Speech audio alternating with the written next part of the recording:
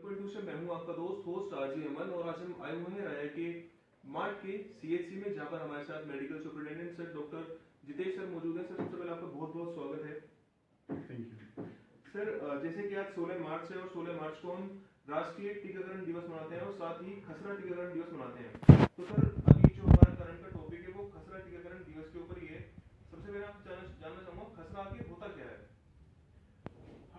देखिए, खसरा जो है एक तरह की बीमारी है जिसके अंदर बुखार और शरीर में जो है लाल तरह के चकत्ते होते हैं और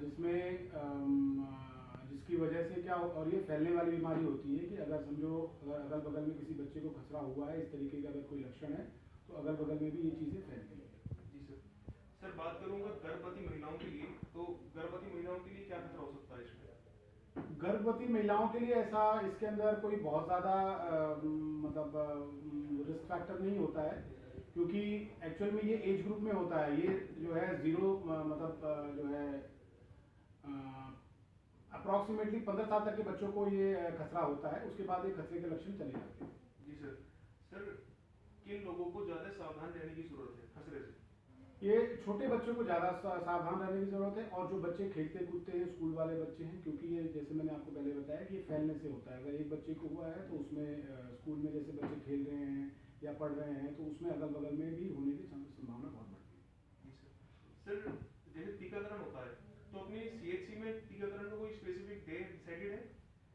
टीकाकरण में ये राष्ट्रीय टीकाकरण उत्सव की तरफ से हम मनाते हैं। इसके अंदर जो है हर बुधवार और हर शनिवार को एज पर माइक्रो प्लान, जो मतलब हमारे यहाँ सब सेंटर्स डिवाइडेड हैं, तो सब सेंटर के इसमें हमारी एएनएम्स जो है हर बुधवार और हर शनिवार को टीकाकरण करने उस क्षेत्र में जाती हैं। जी सर।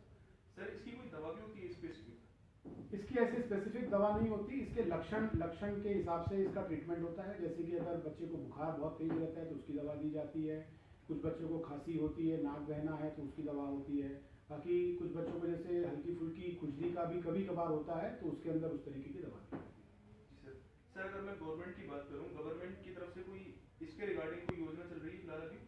देखिए, योजना में तो ये है कि जो हमारा जो राष्ट्रीय टीकाकरण उत्सव है उसके अंदर मीजल्स और रुबेला की वैक्सीन होती है, जो कि 9 महीने के बच्चा अगर हो जाए तो उसको लगती है और जो है 16 महीने के बच्चों को उसको लगती है। जी सर।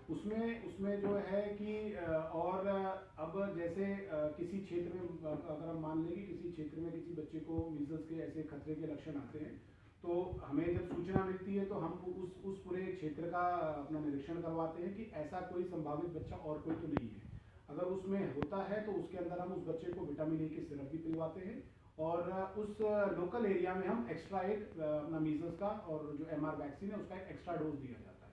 जी सर। सर एक मिशन इंद्रधनुष के बारे में बहुत सुनने को मिलता है, ये क्या चीज़ है?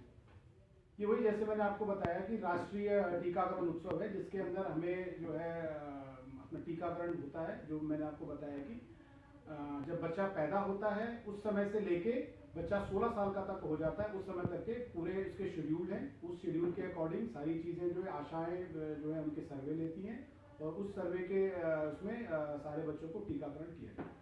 सर लास्ट में एक सिटी एफ 91.2 के माध्यम से जो हमारे लिसनर्स हैं और जो यूट्यूब पे वीडियो देखते हैं उनको आप क्या एक संदेश देना चाहेंगे टीकाकरण के रिगार्डिंग, और स्वस्थ रहें?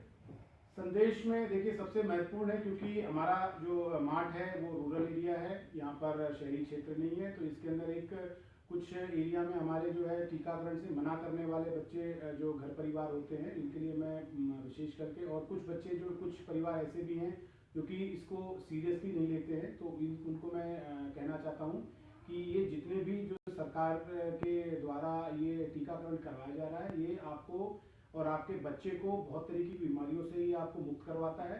और समय इसकी पूरी समय सारणी है। अपना आशा दीदी के पास इसकी पूरी समय सारणी होती है, तो उस समय सारणी के हिसाब से जब आपके बच्चा ड्यू बढ़ रहा है तो उस बच्चे को तुरंत जाके समय से नज़दीकी टीकाकरण सत्र में जाके टीका लगवाएं और किसी भी प्रकार की कोई भी इसके अंदर मतलब कहासुनी या कोई अनभिज्ञता वाली चीज़ें ना करें। ये बिल्कुल तरह से सेफ है, बच्चे की जो है जीवन को और अपनी बीमारियों से बचाता है। Thank you so much.